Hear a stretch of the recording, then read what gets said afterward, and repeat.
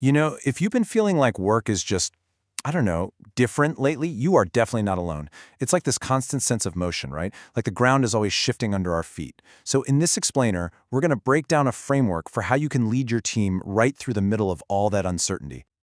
All right, so let's dive right into that feeling. Before we can find a solution, we've got to name the problem, right? What exactly is causing this sense of constant chaos in the workplace today? Yeah, this is the big question, isn't it? I'm sure you felt it, maybe in team meetings or even just in those quiet moments at your desk. You just get this feeling that things are nowhere near as predictable as they used to be. Well, the source material actually points to a few really clear culprits here. Just look at the headlines. We're all seeing stuff about hiring freezes and reorgs, right? That's shaking up the whole job market. And then internally, you've got projects that were, top priority last quarter that are suddenly just paused. On top of that, teams are being asked to do way more with way less. It really is a perfect storm of constant, nonstop change. So all of this motion, it can really leave a team feeling like they're adrift at sea, And as a leader, it's so easy to feel this immense pressure to have some kind of crystal ball to know exactly what's coming next. But, and this is important, this is where a huge shift in perspective comes into play. And this contrast is what's so fascinating. You see, the old expectation was that a leader was supposed to be a predictor, someone who had all the answers. But the new reality is completely different. Your team doesn't actually need a fortune teller anymore. What they need is an anchor.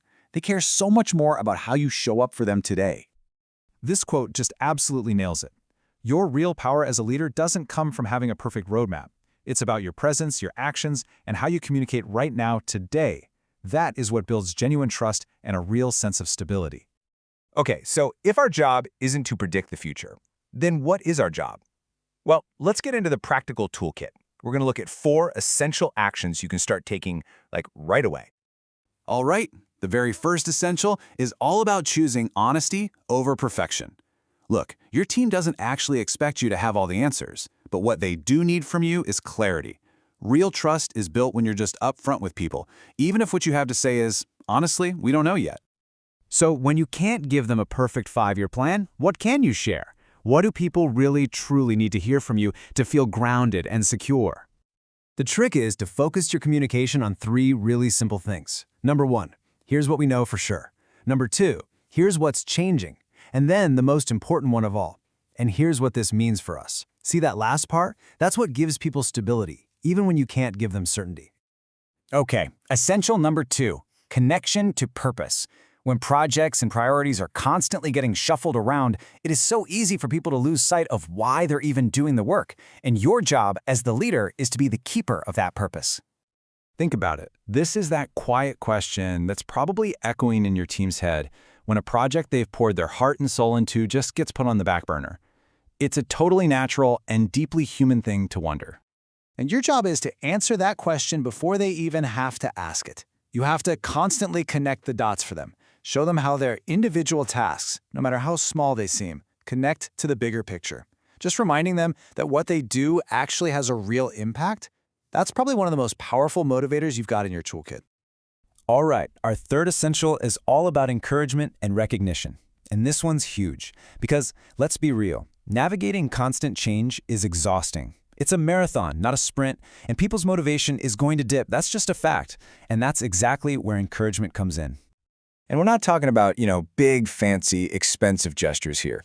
It's the small, consistent things that make the biggest difference. Stuff like just acknowledging someone's hard work on a really tough problem, celebrating a small win, or even just taking 2 minutes to genuinely ask, hey, how are you doing?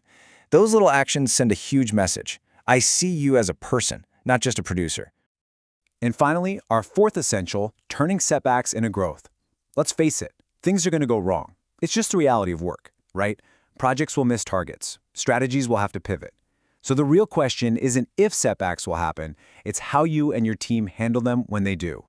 So instead of trying to sweep challenges under the rug, the best leaders use them as a springboard for growth. It's a simple 3-step process. First, you just acknowledge the setback openly. Don't ignore it.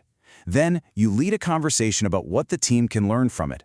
And finally, you adapt and move forward, together.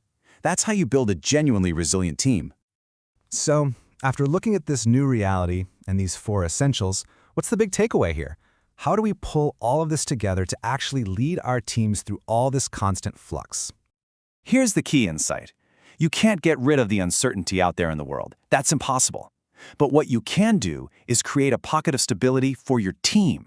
By really focusing on honest communication, connecting the work to purpose, giving genuine encouragement, and learning from those setbacks, you become that steady anchor they need in a really turbulent sea. So, we'll leave you with one final thought to take with you. Looking at these 4 essentials, what's one small, specific action you can take this week to create just a little more stability for your team? Maybe it's just clarifying what's known and what isn't. Or maybe it's connecting one person's task to the bigger picture. Or just recognizing someone's hard work. That one small thing, it can make all the difference.